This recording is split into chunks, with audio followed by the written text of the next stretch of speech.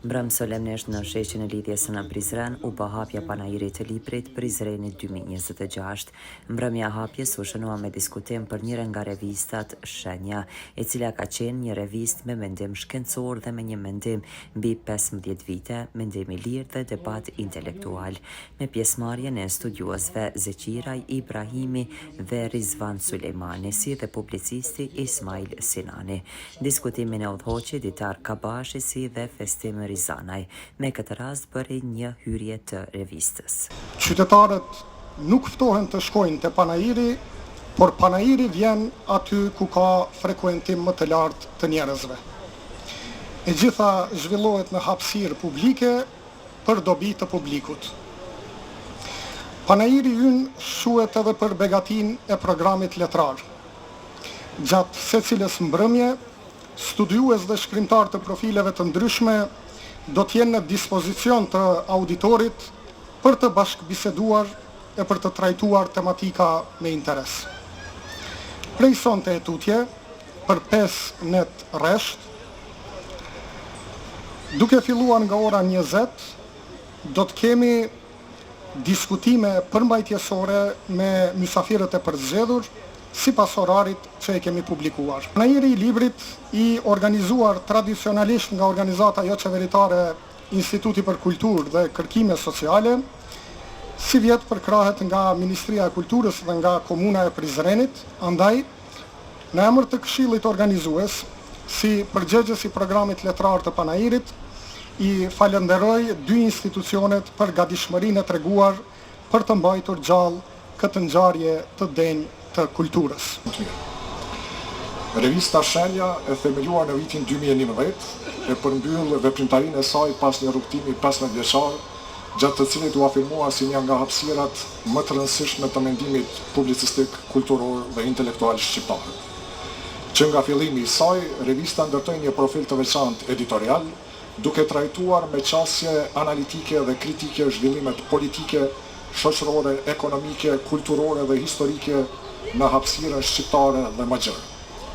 Për gjatë 15 viteve të aktivitetit, Shenja botoi 180 numra dhe mbi 18.000 faqe reviste, duke krijuar një arkiv të rëndësishëm të mendimit dhe debatit shqiptar. Përmbajtja e saj përfshiu tema të ndryshme nga politika, ekonomia, historia, shoqëria, kultura, gjuha, letërsia dhe zhvillimet rajonale. Një element dallues i strukturës së revistës ishte ndërtimi i secilit numër rreth një teme kryesore, e cila trajtohej përmes artikujve analitik, komenteve dhe veçanërisht përmes një interviste boshtë, e cila shërbente si pikë qendrore e numrit dhe ofronte një këndvështrim më të thelluar mbi çështjen e trajtuar. Një prej veçorive kryesore të revistës ishte përpjekja për të ndërtuar një hapësirë të përbashkët komunikimi ndërmjet qendrave kryesore shqiptare, Shkupit, Prishtinës dhe Tiranës, përmes temave të trajtuara. E kemi ruajtur këtë traditë panajirit librit për 18 vite me radhë, dhe kjo nuk është një festë vetëm për juve organizatorëve, ndoshta edhe jo vetëm për qytetin e Prizrenit, por është edhe për gjithë shqiptarët, për shkak se e dim sa është e vështirë dhe e mundimshme që të ruhet një traditë, veçanërisht kur duhet të organizohet një panajir. Ka plot specifika të botuesve, të autorëve, të tjera, andaj vërtet është një sukses që sonte duhet të trokësim gjithë. Përgëzime për këtë.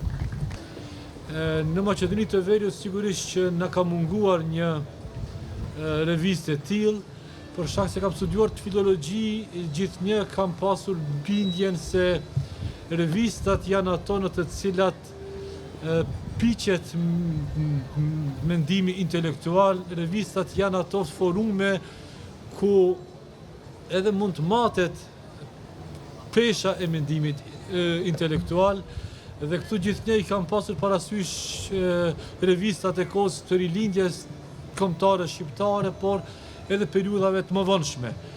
Andaj ne fillimisht e filluam nga një entuziazëm si projekt ideor për hir të vërtetës për ta arritur atë që u bë revista Shenja, fillimisht dhe një periudhë shumë gjatë kemi pasur ndihmën e shtëpisë plotësuese Logos A, dhe ideja jonë ishte që a mundemi edhe ne si shqiptar të Maqedonisë së Veriut ta fusim këmbën në debatin e përgjithshëm intelektual shqiptar. Është shumë vështirë në këtë kohë të bësh një dallim mes informacionit dhe dijes. Të bësh një dallim mes ides dhe informacionit. Në çdo numër ne brengën më të madhe nuk e kishim se çfarë do të botojmë, sepse ka tema të mjaftueshme. Për shembull, vetëm po ta trajtonim Kalan në Prizrenit, ne mund ta mbushim një numër të revistës. Por ne kishim dëshirë që të bëjmë diçka me të cilën do ta detyrojmë shoqërinë të mendojë mbi një fenomen të caktuar.